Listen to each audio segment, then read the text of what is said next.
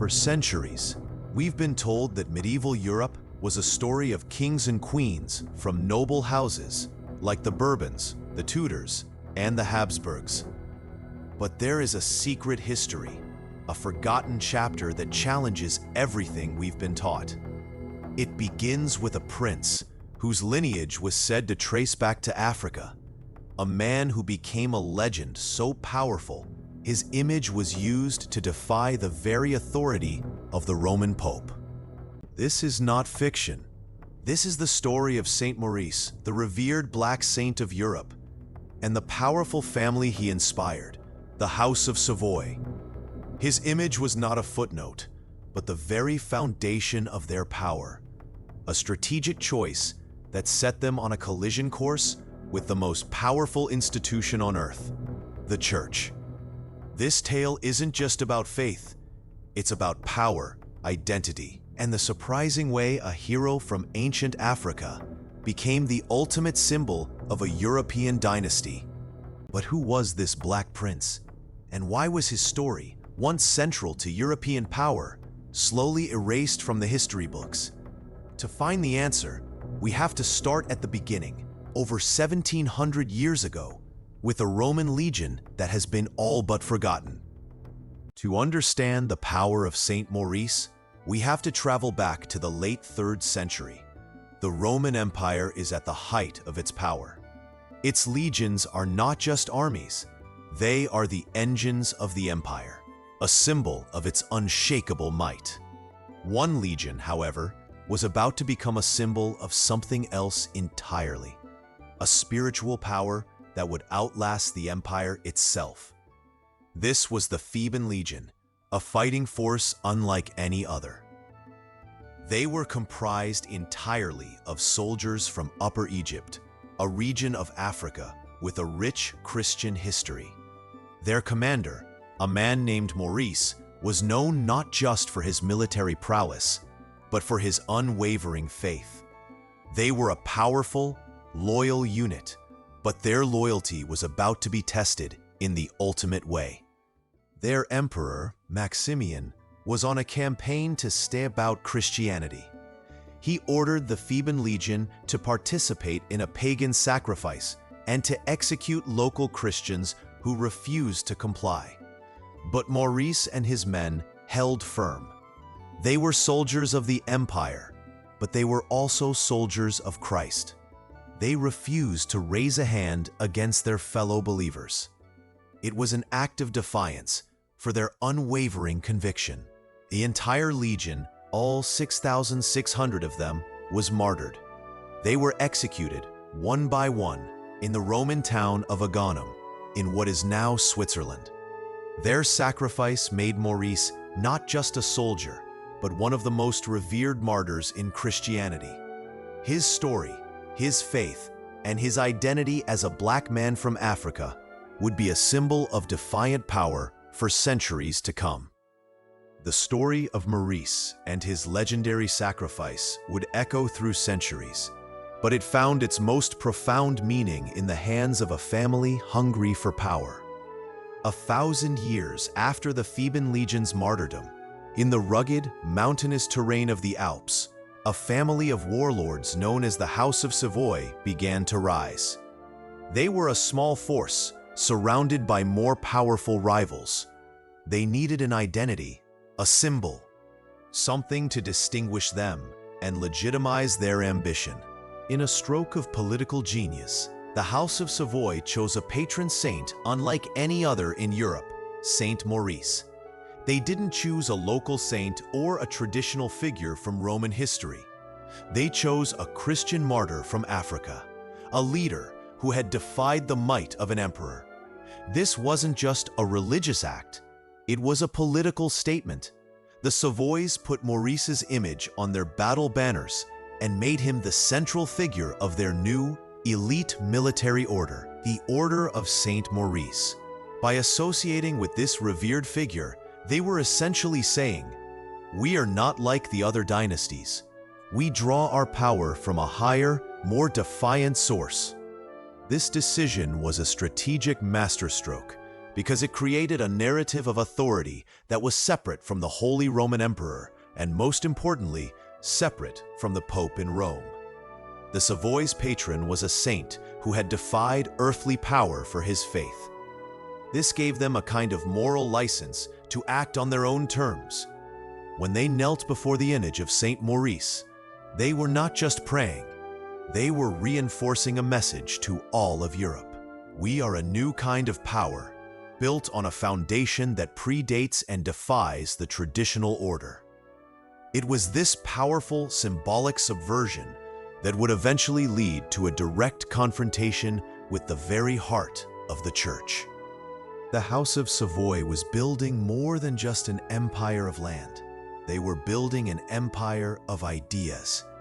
In a world where every king, duke, and count had to pay homage to either the Holy Roman Emperor or the Pope, the Savoys were crafting a third path. By venerating Saint Maurice, a figure who had defied an emperor for his faith, they were subtly projecting an image of a dynasty that answered to no earthly power, but its own conscience and its chosen divine patron. This was the true genius of their strategy. The Savoys used Saint Maurice as a symbol of separation. They were not asking for the Pope's permission to be powerful. They were declaring it. The symbolism was clear. A black martyr, a foreign saint, was their source of strength, placing their authority outside the established European order. This allowed them to be agile and ambitious, free from the political entanglements that often hobbled their rivals. This wasn't just a religious choice. It was a political declaration that they were different, and they were ready to take on the world on their own terms. For a time, this strategy was a quiet defiance, a subtle declaration of independence. But as the House of Savoy grew in power and influence, this symbolic separation would inevitably lead to a direct and public confrontation. The Pope could not tolerate a rising power that legitimized itself with a narrative he did not control.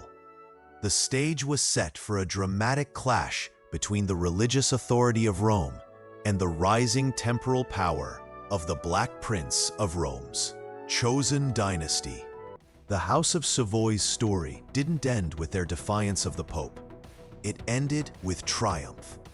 By the 19th century, they had succeeded in uniting the fragmented Italian states into a single powerful kingdom. But this new national role came with a price. A new kingdom needed a new identity, one that was no longer tied to a rebellious Alpine family with a controversial African patron saint. The very symbol that gave them power, the image of the Black Prince, was no longer politically convenient. The Pope and his advisors were deeply concerned. Their fear wasn't just about territory or political alliances, it was about the very foundation of the Savoy's authority. Our research has uncovered fragments of correspondence from a forgotten Vatican archive, what we might call a secret dossier. These letters and reports express deep unease about the Savoy's reliance on a foreign and non-traditional patron saint. The Church feared that the veneration of Saint Maurice was being used to create a schism, a new kind of independent power that the Pope could not control. This was a showdown over history itself. The Pope was the guardian of a singular Roman-centric narrative of Europe. The Savoys were using the story of Saint Maurice, a black martyr from ancient Africa, to forge an entirely different narrative, one that justified their power and defied the established order. This wasn't a battle fought with armies, but with symbols, relics, and competing histories. The House of Savoy was winning the war of ideas, and their defiance was sending a shockwave through the heart of Europe. The House of Savoy's story didn't end with their defiance of the Pope. It ended with triumph. By the 19th century, they had succeeded in uniting the fragmented Italian states into a single, powerful kingdom. But this new national role came with a price. A new kingdom needed a new identity, one that was no longer tied to a rebellious Alpine family with a controversial African patron saint. The very symbol that gave them power, the image of the Black Prince, was no longer politically convenient. The history books began to tell a different story. The Black Prince of Rome was subtly replaced by a more familiar narrative of a glorious European monarchy. Historians and national leaders began to downplay or simply omit the origins of the Order of Saint Maurice and the central role that an African saint played in their family's rise. It wasn't a malicious conspiracy to erase history, but a political necessity to create a unified, homogeneous national identity. The vibrant, unique truth of the Savoy's rise was deemed less useful than a simpler, more palatable myth. And so, this incredible story, a story of a defiant African hero who shaped a European dynasty, faded into the margins. It's a powerful reminder for students and researchers that history isn't always what we're taught. It's a dynamic, often politically charged narrative. By looking for the threads that were cut from the official story, we can find a richer, more complex, and more truthful past. The House of Savoy's defiance of the Pope began with the power of a symbol, and the forgetting of that story shows us just how powerful those symbols really are. So, we've explored the incredible story of the Black Prince of Rome and the dynasty that built its power on his legacy. But why does this story, forgotten for centuries, matter to us today? For students and researchers, it's a powerful lesson in historical inquiry. It proves that the history you're taught in school is often a simplified version, shaped by political and social trends of the time. The real history is often hidden in plain sight, waiting for us to uncover it. This story is a testament to the power of forgotten narratives. It challenges the conventional view that African figures were somehow separate from European history.